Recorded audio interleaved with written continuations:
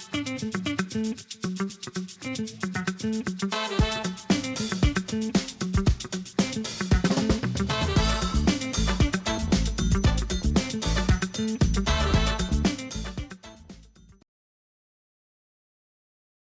Sister Catherine Ryan. I have the privilege of serving as the director of Maryville Academy, and we are proud to host this event on CAN TV.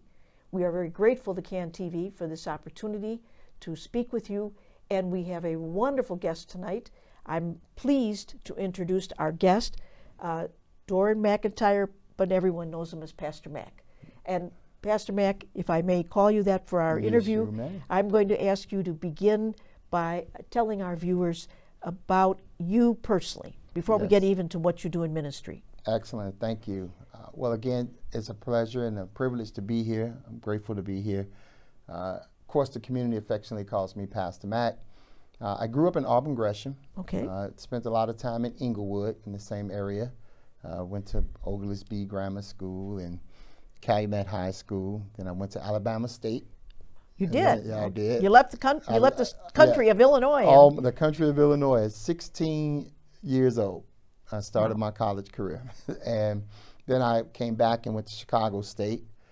Did a lot of accreditation type things and work. Went to Northwestern and got some accreditations. Went to a lot of things that gave me the knowledge of what I'm doing today and all of those different things. I'm married of over 2 decades. 3 adult children, all empty nest, if they call it that, right? Out of the home, 8 grandchildren. So I'm grateful for where I am today. I worked in corporate America for many, many years. I left corporate America in 2016 and started on this path, and here I am. Well, that's a lot of wonderful background. I have to ask you some more about it before we even get to the ministry that you're in today. Sure. So your wonderful family, your wife, is very involved in the ministry with you? Yes. Could you share her name? Yes, her name is Wakanda. Wakanda, and a lot of people look at the movie Wakanda Forever and all of that. But fortunately, she was named Wakanda before the movie came out, maybe. But yes, and we definitely have. I met her in Austin over 30 years ago, and I guess that was God's way of bringing me to Austin, because he probably knew I would come that way. Well, the only way I would get here. We're so grateful.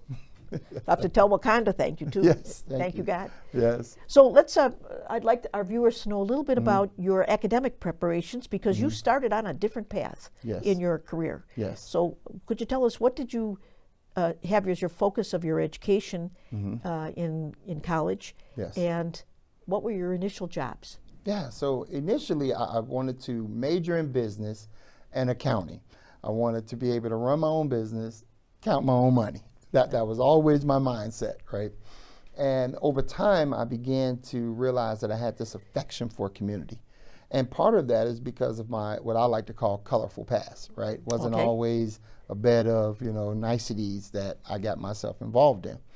And through that, I ended up, doing some different things that I probably shouldn't have been doing and got exposed to some things that actually set me on this path, I believe, because I found an affection for helping people who were less fortunate, displaced, etc. So then I landed in this mindset of, hey, if I can help somebody get to their next, then I'm doing the right things. All right. So I think our viewers will be interested to know, though, that you worked in corporate America for maybe 20 years? Yes, yes. And very much in the IT field? Yeah, it started out actually at a company in the bottom of the Board of Trade many years ago, where I used to do printing press and made the trading cards for the actual people that traded on the Board of Trade floor. And that was literally me coming through a job for youth program at that time. And I laughed about it because I had a navy blazer, some dark pants. From a distance, I looked good. But when you got up on me, my outfit was really bad, right? But I started there, and I started in document finishing, went to another company, General Binding Corporation, GBC, as some know it. If you did any binding, you know GBC, right? It's still out here today. And I did that for many years and worked in the lamination space and did a lot of that work. And then I got recruited over to a company called Fleetmatics, software as a service. And in that space, I really excelled because we went public with the company in a very few short years, and there was just a lot of excitement around this new technology that I didn't know existed at the time. But my career really over those years spanned 20 plus years of sales, from a entry-level salesperson to a director of sales when I left corporate America. So a very prolific career. Yes. Probably paid more money than the ministry does. Absolutely. What happened in your life to lead you to say, I think I'm going to move out of this into this ministry? Yeah, it was challenging to think, because I thought I would always be in corporate America. It was just something I was good at, bringing other people through it and helping them to reach their next in life. But something hit me one day where I said I wanted to bet on me. I wanted to bet on me, and I wanted to bring something that I was doing. So I started off by collaborating all of my alumni from high school to do a banquet every year to pay the graduation, prom, and luncheon fees of students who were underprivileged, socially challenged, but academically sound. And I would work with these counselors at the school, and then my high school closed, and there was no more. So here you are giving back each year, gathering people to help you give back, and the cause goes away. Cause goes away, and I started going to other high schools. And to be honest with you, I found it very challenging because people didn't know how to deal with that. It was like, well, what do you want in return? I'm like, I just want to help people. So we raised money a few years to do that, and then I saw that as an opportunity where there were a lot of young people struggling, parents struggling. So we just started to really expand and try to figure out where we were really good at. And I think it was always a part of me, right? Just something inside of me that always wanted to help other people get where they were trying to go. And we just honed in on a few areas that we were specialized in, and we just took it to the next level, I would like to say.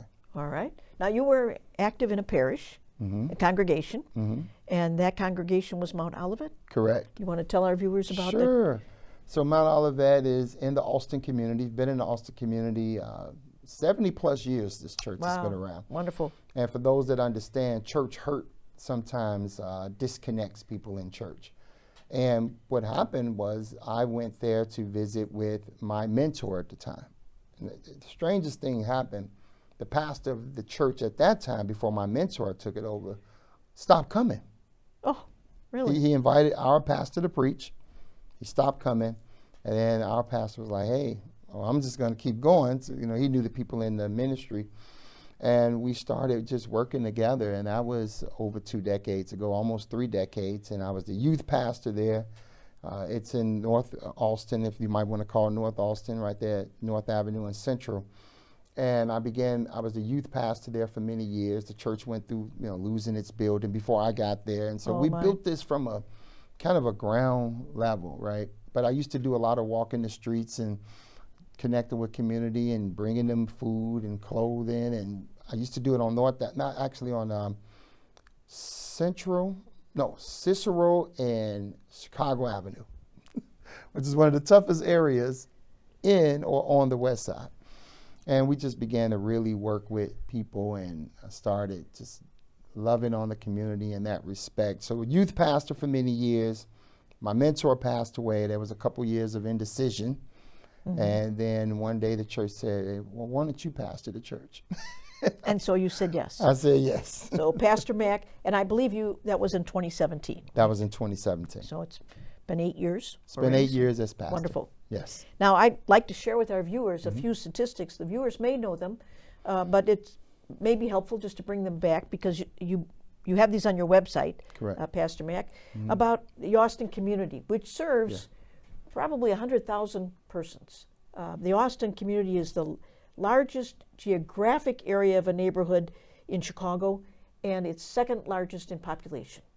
So that was striking to me as we were talking about things we were going to discuss today. Yes. What a large area that is being served by your church and by many others. Correct. 5% of the residents are 19 or younger.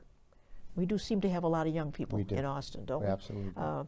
And 40% of the households of the wonderful people in Austin have an annual income of under $25,000 a year, which is tough in this expensive inflationary environment. Correct. Right?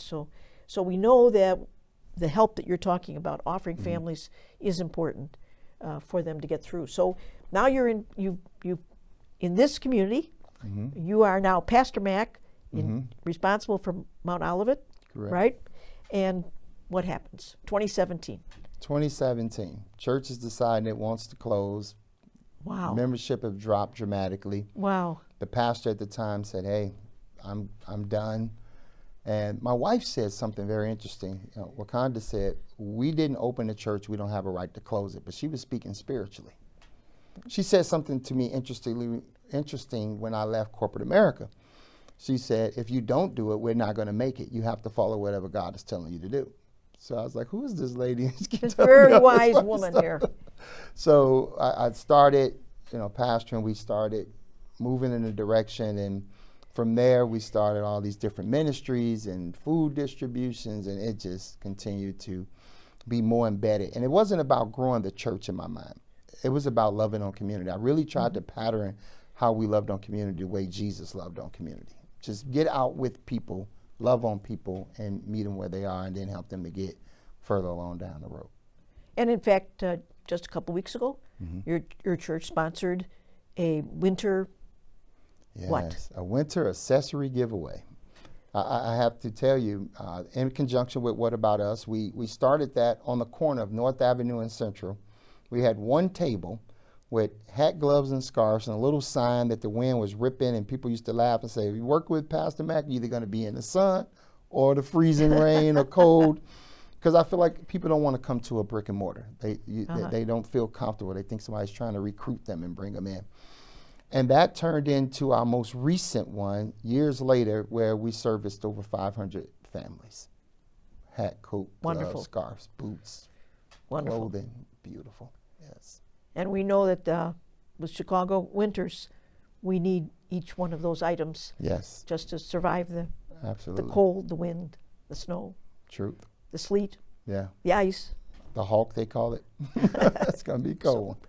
Now you mentioned, and I know you helped start, or What About Us Charitable Enterprises. Correct. Would you tell us about that? Sure. What About Us Charitable Enterprises started, as I stated earlier, as an opportunity for us to go and help students who were underprivileged, socially challenged, but academically sound, that wouldn't have a chance to go to their proms, lunch, and otherwise because of financial restraints. That turned into something larger because we began to see the needs of those families.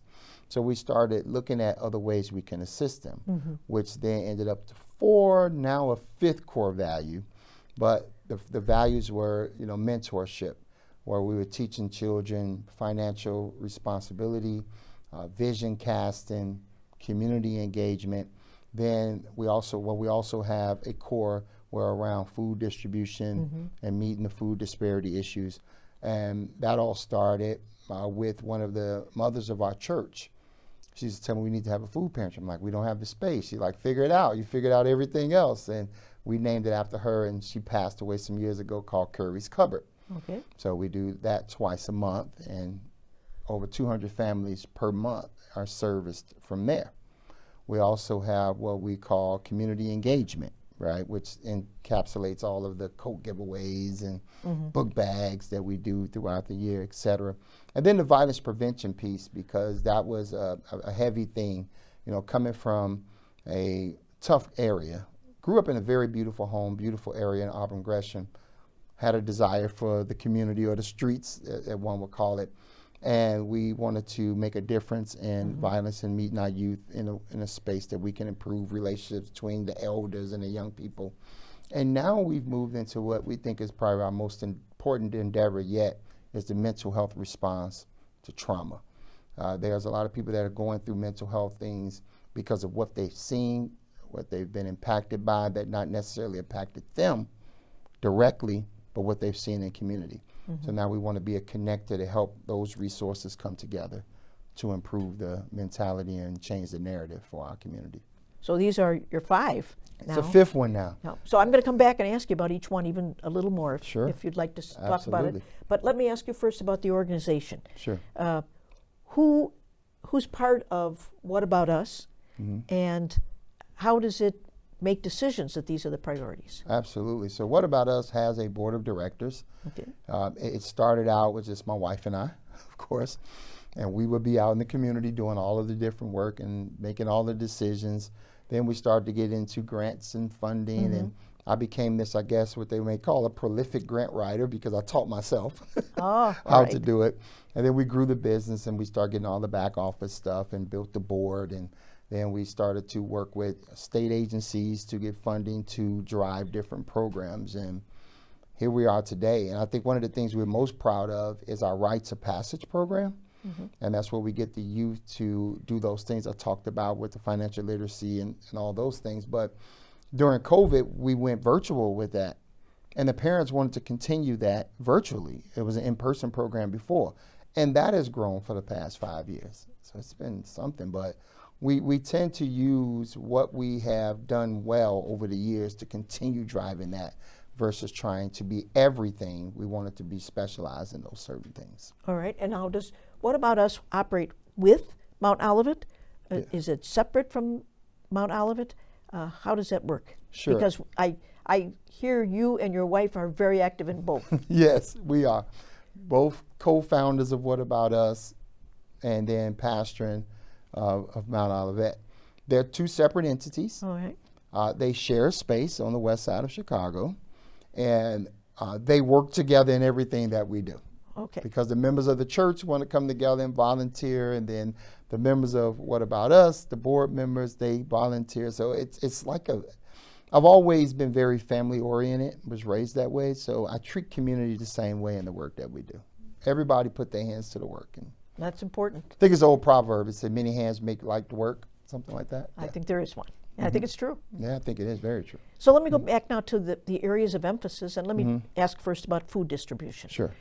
How do you do that? Sure, absolutely.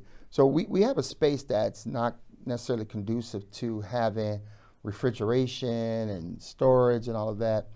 And I actually ran into a partnership with Trader Joe's. Okay. It was interesting. We were out giving away coats on the corner, and we had all of this food. We were supposed to pick up some chips and drinks, and it never got there. So the people, matter of fact, our friends at Austin Coming Together put us with them. And they called me the next day and said, hey, you never picked up your chips and drinks. I said, we did something. I saw it all on the corner or something. But what happened was they gave us somebody else's delivery of food and everything. Oh. I was wondering where all this chicken breast and all these peas and healthy snacks coming from. So that started a relationship with that store. And then we began to get groceries for them on twice a month. It's been a few years now. And then we package it and distribute it all in the same day. Every week? Twice a month. Twice a month? Yes. And I'm going to guess you're seeing increased need in these recent months? We are seeing increased need. I think it's actually moving faster, right, versus the need. So I guess the need, because there was a time where we have to almost chase people down the block to say, hey, you want a bag? And they're like, no, I don't want a bag. But I started to explain it and do it differently. I started to say to people, let's talk about if I can repurpose or help you repurpose your dollar. If now this $75 to $100 worth of food or groceries in this bag can now be used to pay a light bill or a gas bill or buy something for your children or yourself, then let's look at it that way. Everyone has a need. Everyone can utilize some help, a hand up. So let's not look down on it like I'm in a position where you have to look down on me to help me, but to look at it as, hey, I just want you to repurpose your dollar, and this is the way we can do it. And that changed things, and now we open up, we let the people in, because I don't like people to stand on the streets and line. That always kind of bothered me. And then we bring them into the church, and they sit there for that 30 minutes before we actually open up, and we laugh and talk and make announcements and give them flyers. 15 to 20 minutes after we open up, we're out. No more food. It's all gone. All gone. So that's the increased need that you were speaking of. Right. But that's also, I think, the connectivity of really working with community and feeling good about where they're coming. We like to do it with integrity. And I always stress that to the staff. If it's not done with integrity, then we should not be doing it. We want to love on people. For sure. Well, and that would be enough if that's all you did, but it isn't. Yeah. So you talked about mentorships, right? Yes. Yes. How do you do that? So our mentorship. Who are you mentoring? So we're mentoring ages 10 years old to infinity. But our group is 10 to 24. Okay. And we start them at 10 years old because I believe if you can catch a young person at a certain age, you can change their narrative. These days, I'm considering going even deeper, and figuring out ways to do that. And we do that through, like I said before, a stipend literacy program, through our financial assistance, but also through our community engagement, through vision casting, healthy eating, and then also through coping mechanisms, right? Where we do a painting feature where people can learn how to just kind of relax and find ways to tap into their inner selves. And that's done virtually now, actually. It's more popular virtually than it is in person. We started in person and moved to virtual back in 2020 when we were stricken with COVID, and that's the way we've done it. But we also moved that kind of rites of passage mentoring piece to the park, where every Thursday during the summer, when challenges are most, available to people, and we started doing a weekly installment of community engagement in the park the whole summer consistently, and it brings people together to reimagine the park. People coming together, enjoying each other, having fun, listening to music, eating, doing peace circles, etc. So it's been really nice. So what are you noticing are some of the most significant challenges of the children that you're providing mentoring for? Yeah, I think honestly it's just having the availability to get access to things, right? Whether that's mentorship or whether that's doing something that they love and pass, because a lot of parents are either working 1, 2 jobs. They just don't have time to. It's that whole thing about community coming together, a village, and helping raise that child, right, and give them the things that they need. And do you find that young people are eager for this mentoring? We do. The thing that surprised us the most on our financial piece, they wanted to learn about how credit works and how banking works at 10 years old. And that was amazing to me, that when they were surveyed, they said that was one of their favorite pieces. This year, I added the mental health, and that was one of their favorites, just learning how to deal with the mental health of things. Yeah. So, well, I'm not surprised, but maybe we'll pick up the mental health for a moment. I know we've got 2 more, violence prevention, community engagement, but let's talk about mental health for a moment. So you obviously saw a need for the young people. Sure. And how do you go about helping with the mental health needs? So we partnered with the state to do a mental health response to firearm violence, traumatic experiences, and now we began the right programming so that we can bring youth into a space so they can learn how to express themselves, learn how to tone down a situation, and when they're alone, how can they, improve their situation mentally, et cetera, but also bringing other mental health organizations that service the community like your organizations and others so that we can now make this accessible not only to youth but to the caregivers. I like to call them caregivers because not everyone's in a home with their parent. But these are adults who are helping these young folks. Correct. And do you find that the young people will talk to you or your staff freely? Because we know sometimes they hold it in, Yeah. I think it goes back to when we were being raised. Someone else tells me I get it, but if my parent told me I didn't. But giving them a space to grow and go gives them the opportunity to really talk through things and fun way of, really experiencing how to deal with your mental health and become healthy that way. It helps as well. Now you mentioned gun violence, and that really seems to me is one of the reasons you also have violence prevention as a pillar of what you're trying to do. Would you talk about how you chose that as a priority and what you're doing about it? So what we did, we partnered with other community organizations, and we actually sat at the table, Austin being the second of these communities that started this, what we call SC2 CVI work, Scaling for a Safer Chicago Community Violence Intervention. And we began to work together to really build how we approach violence in the community. And then we stood up an education program inside of that. So participants that have been through this violent track, how do we get them to their GED so that they can start positioning themselves for a better life, et cetera. So it's really, really worked out that way fine. And that's just a passion. Well, and it's needed for our community. And I know that you mentioned one more pillar, which was community engagement. You've spoken about that tonight. I think we have about 10 seconds for you to mention that Yeah. before we have to close up this very interesting session. Yeah, so community engagement, I think, is the core of what we do and how you do it. If you engage community often, consistently, they would then learn how to connect and be a part of what it is what's needed to change a community. Can't do it without them, and everyone has a responsibility in community. Well, I think that's a very challenging and perfect ending to this wonderful conversation, Pastor Mac. I want to thank you for being our guest this evening. I want to thank all of you who are watching for joining us for Maryville Connects, and I hope that you found this helpful for our desire for all of us to be one community together in peace.